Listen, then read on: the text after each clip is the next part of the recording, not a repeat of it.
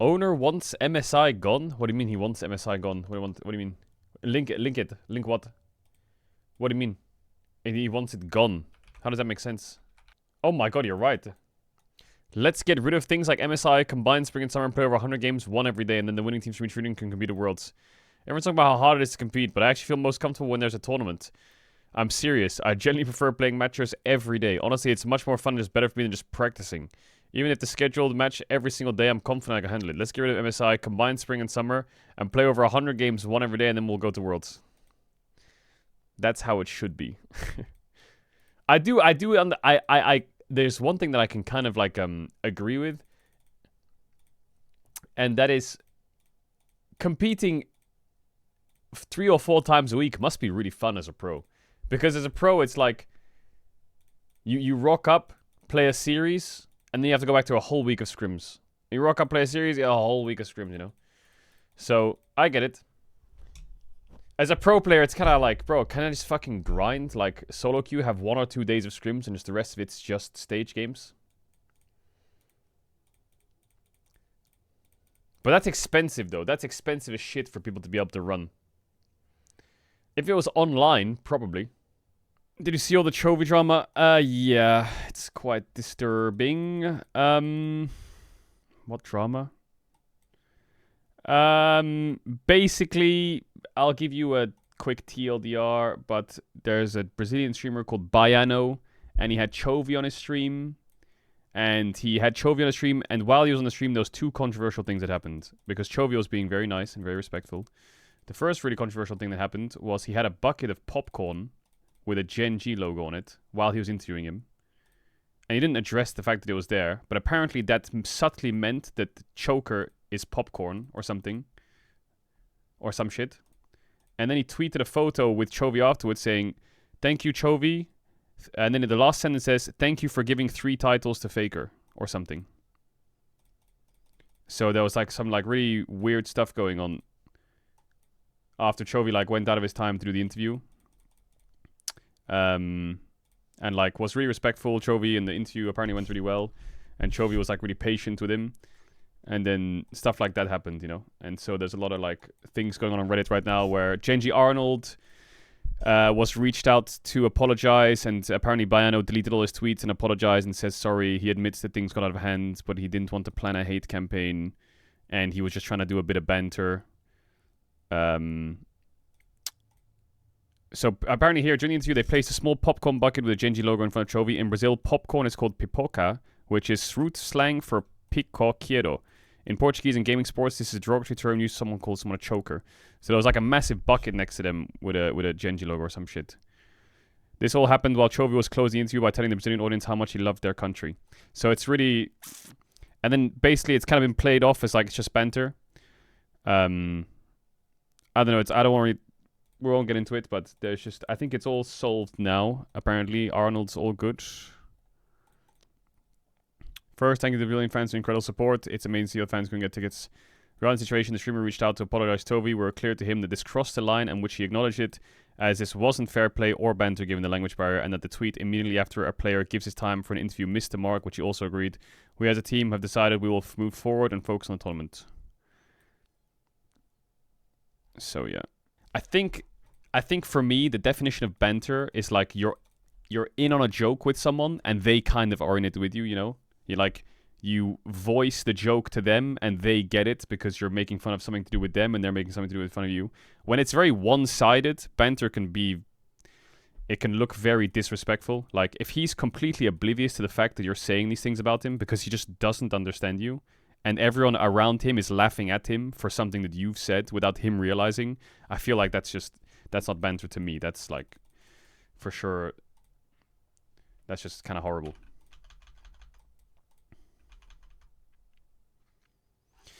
I also think that banter is a word, in my opinion, that is something that I would do with my friend, you know? I'll have banter with my friend, or I'll banter with another player, you know? Someone that I'm familiar with or know well enough to be able to know the limits of what a joke is. I don't know Chovy. I don't know Faker. So I don't think I could banter with them, you know? Unless it was something very, very, very light, like Faker talked to me about that flash into the wall, you know? Like, did you misclick? I definitely think it's very difficult to... I think there's a barrier of entry of banter. But Bayano apologized. Arnold said it's all good. Everyone's moving on. I think there was a line crossed, but... Yeah. I thought Faker was your coworker. Well, I think you have to understand that, like, you know, Faker and the Chovies and even pro players in general have an insanely busy schedule. So the fact that they, like, are willing to come onto someone's stream, not even an official broadcast, which I know that they have... Pro players like Faker and Chovy, they have obligations to appear on main broadcasts. They don't have... I'm pretty sure they don't have obligations to appear on someone's co-stream. So the fact that they're actually, like, voluntarily saying, yeah, I'll do it. I think it's definitely, like, heavy respect to the players for taking their time out of a tournament, which is a week long, to be like, fuck it, I'll spend 20 minutes on a stream after a game instead of going home and sleeping. So, yeah.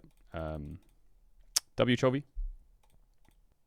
Like, also, Chovy sat there for 10 minutes waiting for a translator, apparently. I didn't watch it, but he just kind of sat there waiting. And he was like, he didn't complain about it. He didn't have, like, any issue with it. He just sat there and waited. He didn't really... He had nothing wrong with that. He waited for, I think it was G-Sun translating. He rocked up 10 minutes early. Just chilling. So, yeah. Hopefully Chovy is all good. Hopefully Gen G is all good. I don't know what Riot's going to do about this. I don't know if Riot's involved. But I think this was just a idea of banter that got taken a bit way too far. Language barrier. A bit unnecessary stuff. Yeah. Seems resolved. It's not like an ongoing hate campaign or an ongoing battle. Be careful! Retreat! Retreat! Retreating from what, Sahin?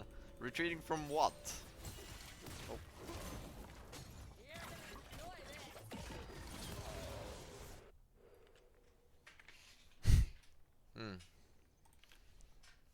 I see.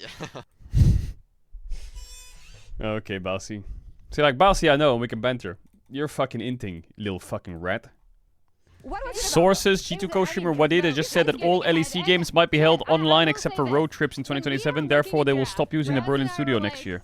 What? We have this fight where Did they just announce that after this game or what? What happened? This is been preparing Were we that bad? really great flank. Guys, we're still scaling with Senna. Yo, chill out, you don't have to do that.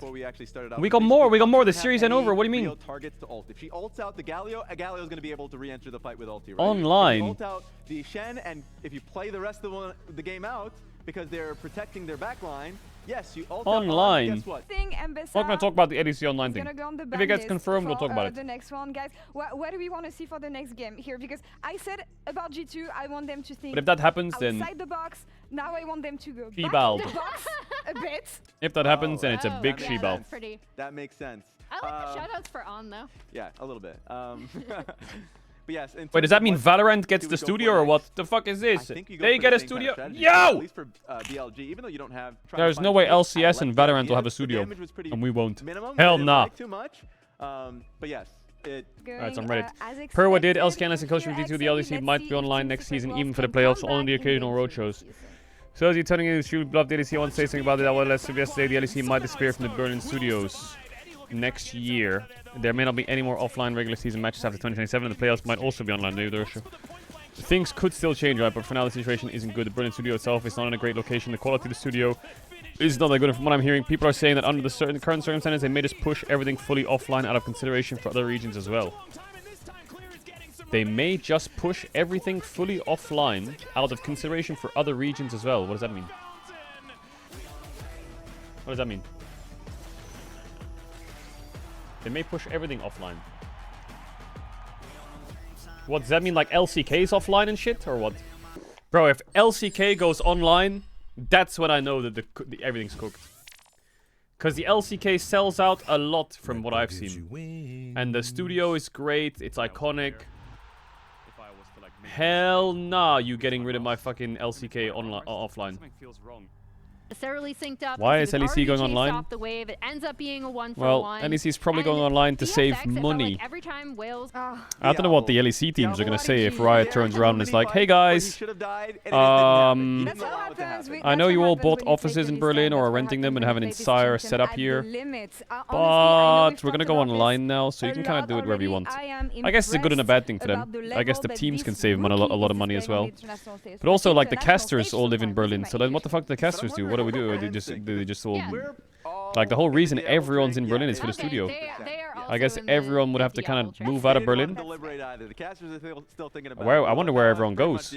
But I'm not sure if the roadshow idea is what saves it. As much as I agree with the idea, like, the post says that they're gonna do roadshows. Okay, let's check our roadshow. The winter finals, it was a bit of a hit and miss, I think. That was a couple years ago. And to be honest, I think that a winter finals with KC and friends would sell out, with Koi in Spain would sell out, but Yeah, there's no computer. He started playing around COVID. Where, and today he's one of the prodigies we have where coming else would from it sell out LCK, fully, you know, proving like to make himself it on the international stage, worth and going also fully taking online this for? team 2-0 in an Even in Spain, it didn't sell out series fully. here.